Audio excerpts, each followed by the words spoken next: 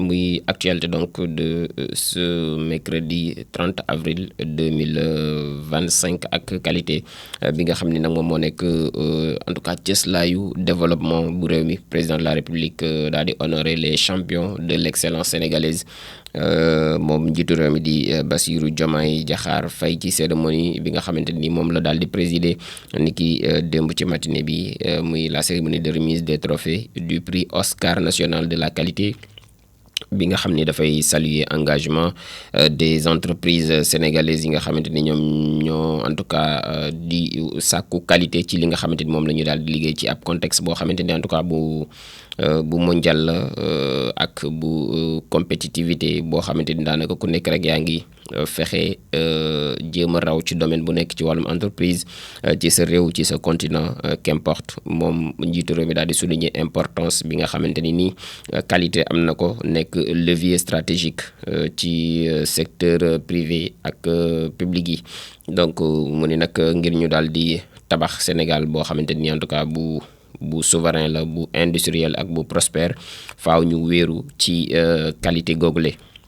à travers cette distinction moom njiitu réew mi di réaffirmer en tout cas volonté bi nga xam ne am na ko ngir daal di inscrire Sénégal dans les standards internationaux et les chaînes de valeur mondiales conformément à sa vision muy la vision Sénégal 2050 muy cahier de charge bi nga xamante ni moom la nguur gu bees gi di doxal le chef de l'État di Bassirou Diomaye Diakhar Faye daal di féliciter aussi lauréats yi ñi nga xamante ni jot nañ leen a jox ay neexal foofu ndax liggéey ak qualité bi nga xamante ni ñu ngi koy joxe waaye tam di exhorter yeneen organisation ñu daal di inscrire ci ab dynamique d'amélioration continue waaye tam indispensable à la transformation économique nationale. Muy journée bi nga xamante ni amoon na démb lors d'une conférence de presse bi nga xamante ni aussi tenir nañ ko démb muy waa CAP ñoom ñi ngi dénoncer une offensive contre la liberté médiatique fii ci biir réewum Sénégal jàpp nañu daal dañoo tënk bu baax a baax mbirum presse fii ci biir réewum Sénégal la coordination des associations donc de presse di CAP di ab conférence de presse boo xam ni amal nañ ko ni ki démb systématique et planifié loolu la ñuy daal di dénoncer ni ay attaques la yoo xamante ni yu systématique la waaye itam yu ñu planifié la jëmale ko ci la presse sénégalaise ñoom ñi di donc waa CAP depuis mai 2024 la ñu def constat bi ñuy affirmer que le secteur dafa nekk victime d'assaut politique maanaam way politique yi daal dañ ko bëgg daal di faagaagal loolu dafay traduire donc des difficultés financières des mesures administratives yoo xamante ni dañ koy juger arbitraire ak plus récemment aussi mu nekk arrêté ministériel bi nga xamante ni génn na ngir daal di viser plus de 200 entreprises de presse yoo xam ni pour non conformité au code de la presse maanaam dañuy dakkal seen ay activités ndax dëppwuñ ak code de la presse. loole nag ministre bi daal dinay génne li nga xamante ni moom moo di arrêté bi donc ñoom CAP di dénoncer une criminalisation illégale de l'activité journalistique ak climat de peur grandissant bi nga xamante ni ma ngi cay am waaye tam l'absence de mécanisme de recours ñoom waa CAP googule pour daal di riposter nag ñu ngi lancer un plan d'action structuré maanaam am na ay luñ teg ngir bëgg a daal di fësal seen ñàkk ànd ci décision yooyu nga xam ni njiit yi ñu ngi koy jël à travers ministre de la communication et des télécommunications muy dépôt collectif de recours devant la Cour suprême boo xamante ni dañ ciy am accompagnement juridique des entreprises yi nga xamante ne ñoom la mbir ya concerné mais aussi mobilisation nationale di ak oote goo xamante ni ñëpp lañ ci daal di woo durant tout le mois de mai. waaw loolu moom ci weeru mai bi yëpp la ñu wax ni moom la l'organisation di prévoir aussi benn sit-in boo xamante ni dinañ ko fas yéene amal devant ministère ci kanamu ministère bu communication ak une restructuration interne boo xam ni dañ ko officialiser lors de son assemblée générale bu 17 mai bi lay comparant aussi la situation actuelle dañuy daal di jàpp ni daal étouffement institutionnel la dañoo bëgg rek faagaagal li nga xamante ni ñoom ñoo di média yenn ci média yi nga xam ne ñu ngi ci biir Sénégal ñoom CAP di wootewaat à une large solidarité pour daal di défendre la liberté de la presse fii ci biir réewum Sénégal. liberté de la presse googee sax dañ ciy desandi ñenn ci observateurs yi wala sax ci waa société civile jàpp nañ ni dafa sooxe lool mu ngi ci en péril. Kii di Alioune Tine ak Seydi Gassama ñu ngi dénoncé ay attaques contre les médias donc sénégalais mu nekk le débat sur la liberté de la presse fii ci biir réewum Sénégal mi ngi intensifié wu en tout cas après la publication bu arrêté ministériel boo xam dafay ordonner la suspension des activités de certains médias yi nga xamante ni jàpp nañ ni amuñu benn conformité ak code de la presse sénégalaise. Seydi Gassama di directeur Amnesty International Sénégal daal di réagir ba noppi di souligner que médias yi dañoo am solo lool pour sàmm démocratie wu réew waaye tam seen tëjce daanaka kenn warul doon benn option warul doon sax xalaat. Donc muy woowaat état bu Sénégal ngir mu explorer ay alternatives wut ay solutions pour daal di garantir la conformité yi nga xamante ni ñoom ñoo di entreprise de presse yi sans recourir à des mesures yoo xamante ni yu extrême lay daal di doon. De son côté Alioune Tine bu fondateur Africa Jom Center moom it daal di dénoncer violation grave yi nga xamante ni mu ngi tukkee ci liberté de la presse di préciser qu'un ministre en tout cas warul am donc warul nekk arbitre ci décision yu ni mel maanaam warul jël décision yi nga xamante ni moom moo di tëj ay entreprise de presse car il est juge et partie. waaw maanaam far na ba noppi donc mënul juger selon lui une saisine donc de la Cour suprême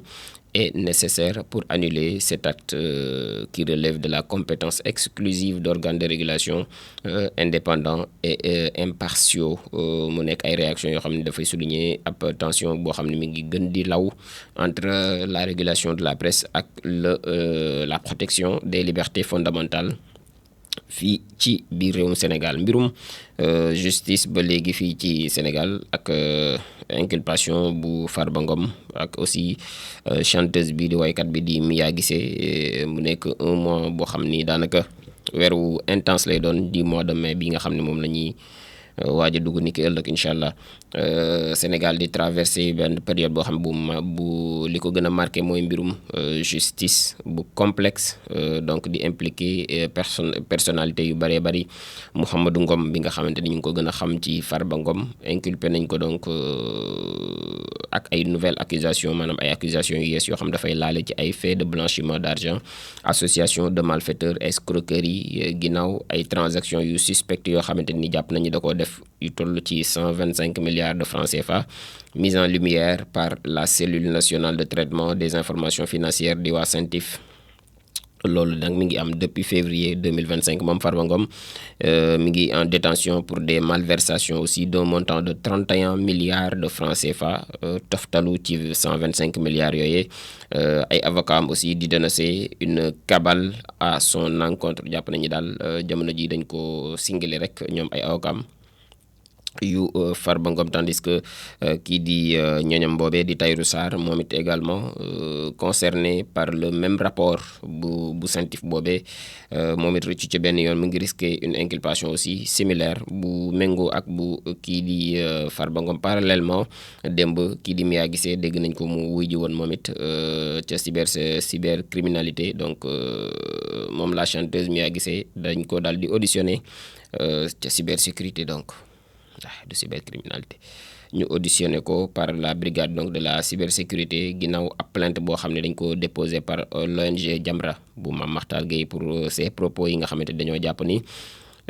dëppoowul daal ak suñu yar ak teggin controversé dans sa chanson na dugg la way bi tudd. L'artiste daal di affirmer daal di dëggal ni phrase boobule mënuñu cee incriminer kenn métaphore la woon maanaam da ko waxoon rek ngir am lu muy exemple yoo xam ne da ko doon joxe donc l'artiste donc a affirmé que la phrase incriminée était une métaphore footballistique boo xam ni en tout cas ci wàllum football la ko daal di jëlee comme na bii bi dugg rek waaw loolu la wax ci kanamu l'enquêteur yi qu'elle n'avait aucune intention malveillante maanaam xalaatu ca woon leneen daal loolu leen noonee la ko xalaatee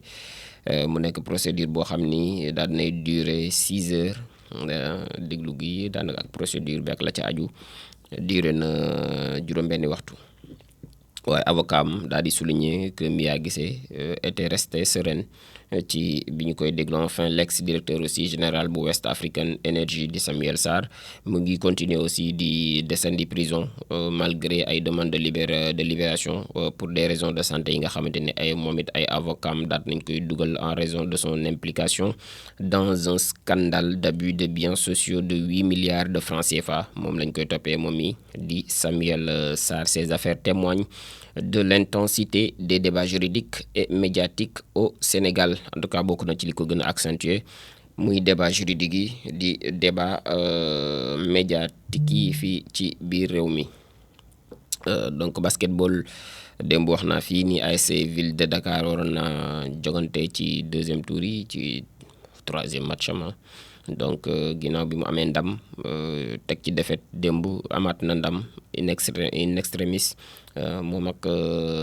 Petro bu Luanda champion en titre. Donc ñoom ASC Ville de Dakar daan nañ koy mujjee dominer. L'US Monastir aussi poursuit aussi sa série de victoires. Donc l'association sportive de la Ville de Dakar signé na une victoire spectaculaire contre le champion en titre di Petro bu Luanda ci score bi di 65-64 ci troisième journée donc de la conférence Sahara de la Basketball Africa League ca Dakar Arena la doon amee. Donc ginnaaw début bu solide boo xamante ni les Dakar waa wane nañ ko, dañoo mujjee nag def face à une remontée bu doy waar sax ci équipe angolaise boobee, une très belle équipe en tout cas, mais mujjee nañu reprendre le contrôle dans les dernières minutes du match daal di infliger donc à Petro Luanda sa deuxième défaite dans la compétition. Mu nekk ab victoire boo xam dafay renforcer les ambitions des Dakarois avant leur confrontation contre Creole Star jeudi. Mu nekk une équipe boo xamante ni ñoo mujjee woon gagné ci deuxième journée bi waa ASC Ville de Dakar. Parallèlement waa Monastir bu Tunisie ñu ngi poursuivre ñoom it seen élan di dominer Creole Star bu Cap-Vert boobu lay 88-72 di enchaîner ainsi seen ñaareelu victoire consécutive.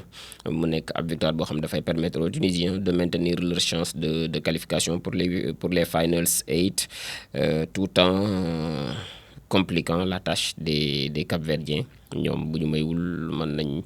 mën na metti ci ñoom waa